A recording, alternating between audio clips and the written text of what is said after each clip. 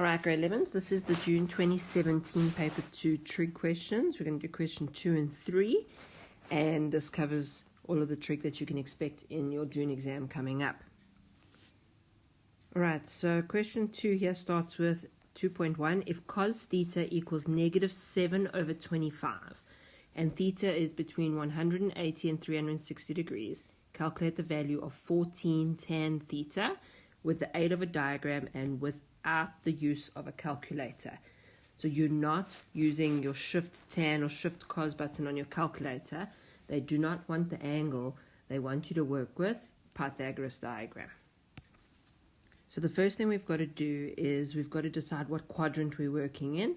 So because they've shown you that cos is negative, you ask yourself, where is negative for cos? It's going to be in sine and tan's quadrant from your cos diagram. Also, they've said it has to be between 180 and 360 degrees. So either there or there. So you look at where there's a double tick, and that's the quadrant you're working in.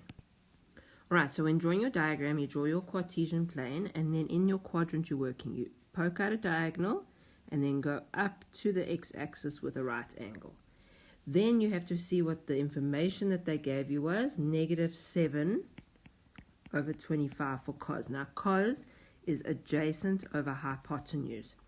Now, when you're labeling your angle, you're going to label it as this big angle here is theta, but you pretend that you're working inside with the small angle because of the idea of reductions. So from that small little corner angle there, where is the adjacent?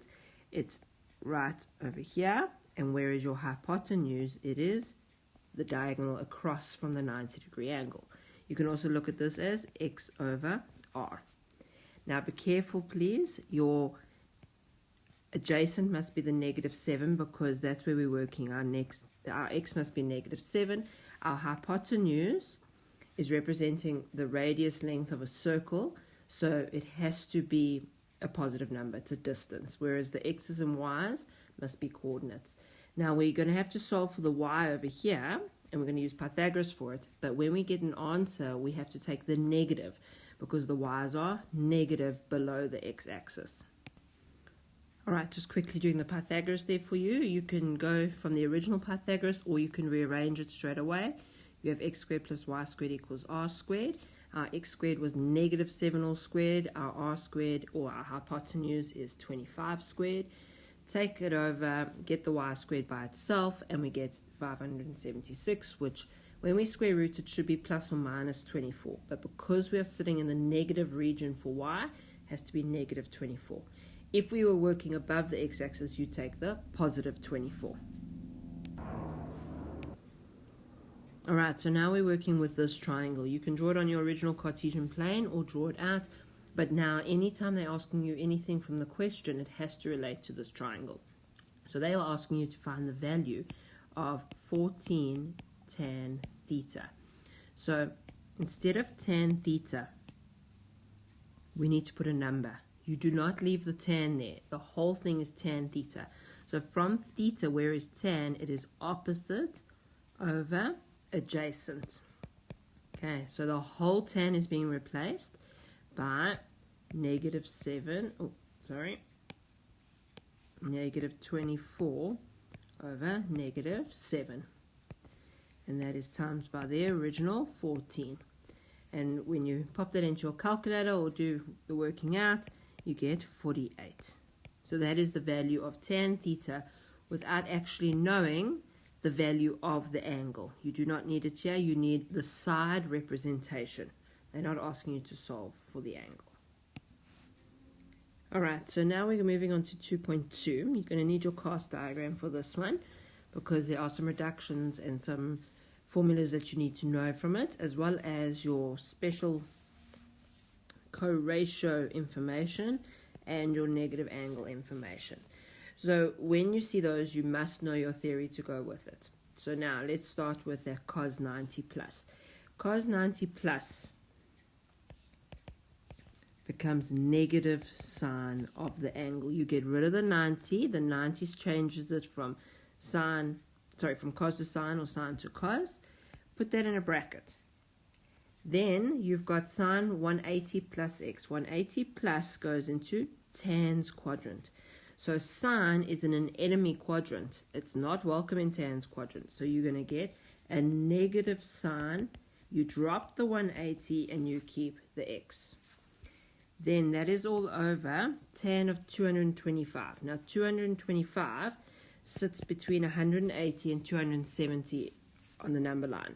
So that is in tan's quadrant. So you are saying 180 plus something is going to get you 225, and that's going to be 45. So you are in tan's quadrant, so tan is going to be positive. And now the question did say without the use of a calculator, and so you should be getting special angles or things that can cancel out. All right. Then we are working with cos squared of negative x. Now the important thing with cos is not affected by a negative angle, because if you start going in the negative direction on the cos diagram, if you hop into a negative theta over here, that's in cos's quadrant, right? So cos will be positive. So you are getting, now this negative is not a negative, it's a minus, it was in the sum, cos x all squared, because they said cos squared of negative x, but the negative is not mattering there at all. The minus that's before it is a subtraction in the sum. So we are working with now negative times negative is positive, sine times sine is sine squared x. Tan 45 is going to be 1, and then we're going to get minus cos squared x. Now here you need to know your identities as well, because 1 minus cos squared gets us sine squared. Please don't forget your x's or your angles, and please don't use theta all the time. So sine squared over sine squared of the same angle is 1, and that is the reduction of this. So you're getting a mark for that top denominator step. You're getting a mark for the tan 45, the cos squared over here, the tan 45 is 1, and then changing to sine squared and your answer. So nice easy 6 marks there. Right, for 2.3 it's the general solution. You have to know all your rules for general solution. You must know every scenario. Are they giving you sines and coses? Are they giving you co-ratio situations, trinomials? This one's quite a simple one, which is just the luck of the draw. You don't know what you're going to be getting in the exam. So in this case, where we have 2 cos 2 theta equals negative 0,44, the first thing we're going to do is we are going to divide the 0,44 by 2. And then you do not pull that 2 out from the theta. You have to get rid of the cos first. So you use your calculator, shift cos of negative 0,22, and you get 2 theta left over, and it'll be equal to, and that is equal to 102,71 degrees. Now the moment you drop the cos, you must add the k 360 degrees. But cos has 2 versions of its answer. One is positive, one is negative. So the second you click shift cos on your calculator, you are going to have plus minus the angle from your calculator plus k 360 degrees. And also don't forget your k is an element of integers. So 2 very important things that you need there. The plus minus for the cos, and then the k is an element of integers. And so you are going to work with 2 theta is going to be equal to plus minus 102,71 plus k 360 degrees. So now you need theta by itself. So you're going to divide by 2, and so it's going to be plus minus 51,3. Let's just see, 102.71 divided by 2,36 degrees plus k 180 degrees. You can write the k as an element of integers there, or you can write where we did before. So why have we made this a different value? Because when we divide, When you divide, you have to divide all terms. When you subtract or add, you're only doing it to the like terms, just the numbers. But when we are dividing, we've got to do it to the K180, or the K360 as well. We don't divide the K is with the 360. So once the 360 has been divided, then the entire thing has been divided. So if you had something, for example, like theta plus 10 equals 20 plus K360 degrees. When you take that across, you only deal with the like term. So theta would be 10 plus K360. It does not change at all. What this is signifying from the original is a period change if it was a graph. Because remember, your graphs are y equals, this one would be a cos bx minus p plus q, like that. So if there's anything between the cos and the x value, then that is going to be a period shift. And you can see in here it's the cos, between the cos and the theta, between the angle. So it's a period shift. So our period is changing from 360 to 180 by dividing by that value. So that's why this is recognizing the period of the graph. So it's saying the graph is going to repeat itself every 180 degrees. And that graph will be equal to that original value of negative 0.44 at these very specific values of 51.36 and every 180 degrees after that, or negative 51.36 and every 180 degrees after that. Now, a general solution, you can study a lot of the different versions and the processes, but you have to have your rules in place. All right, so that is the final answer there, which is this piece in green. So your final answer will be plus minus 51.36 plus K 180 degrees. Some of you might have learned the quadrant method, which is different to this equation method. Your answers will be slightly different, but it will end up being valid in an exam. So if your tutors have taught you another method, it's fine as long as you're following that method exactly. All right, for 2.4, it's proving an identity. So it says prove that tan theta minus sin theta over 1 minus cos theta is equal to tan theta. So this is the type where you've got to completely split the left-hand side from the right-hand side. Now, just bear in mind, this right-hand side, you don't need to really work out, but just have it in your mind that this is going to end up being a sine over cos theta. Just in rough on the side. But we're going to focus on the left-hand side. So we've got to try and make sure that we end up with sines at the top and coses at the bottom. And then we'll be able to work our way through proving this. So also, if you notice, on the right-hand side, there is no 1 in the denominator. So there's going to be something we can do to get rid of that 1 with the minus cos theta. So if we start now. All right, so the first thing you need to look at is changing tans to sine thetas over cos thetas. Again, match the angle that they've given you. So if they've given you an x, use an x. If they've given you a theta, use a theta. Now, at the top, we are working with a fraction minus, and then there is a fraction there. But if you are working with a fraction with additional subtraction, you're going to look for an LCD. And that's what a lot of you didn't do in that test on the athletics day. So our LCD at the top is going to be cos theta. The first fraction already has the cos theta. The second fraction is going to need it multiplied to it. All right. And then that is still all going to be over 1 minus cos theta. Please, you are not allowed to cancel out over binomials. So what's going to happen at the top now is you're going to have to work with a common factor.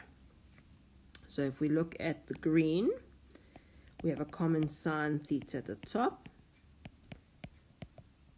and that's still all over cos theta. Now we are dividing that. I'm just going to split this out by 1 minus cos theta. That's at the bottom, but anything that's just by itself is actually over 1. So now when we divide by a fraction, we can actually tip and times. I'm going to put that in a bracket there. And you'll see that it ends up being the same as what's at the top of the green fraction, so which was the numerator of the original. So we are allowed to now cancel out within multiplication. So as long as there's no binomials in the numerator or denominator, if the bracket is the same as the bracket, you can cancel the whole bracket, not parts of it. And then we're left with sine theta over cos theta, and then times by the 1 on the end. But that then is equal to tan theta, which is our right-hand side. So when it comes to these proving of identities, you have to have in mind what's happening on the right-hand side. Where do you need to go? But you also need to know your identities, your rules, your algebra. There's a lot of algebra involved in proving these. All right, for the last question, this is the higher level question for the trig section.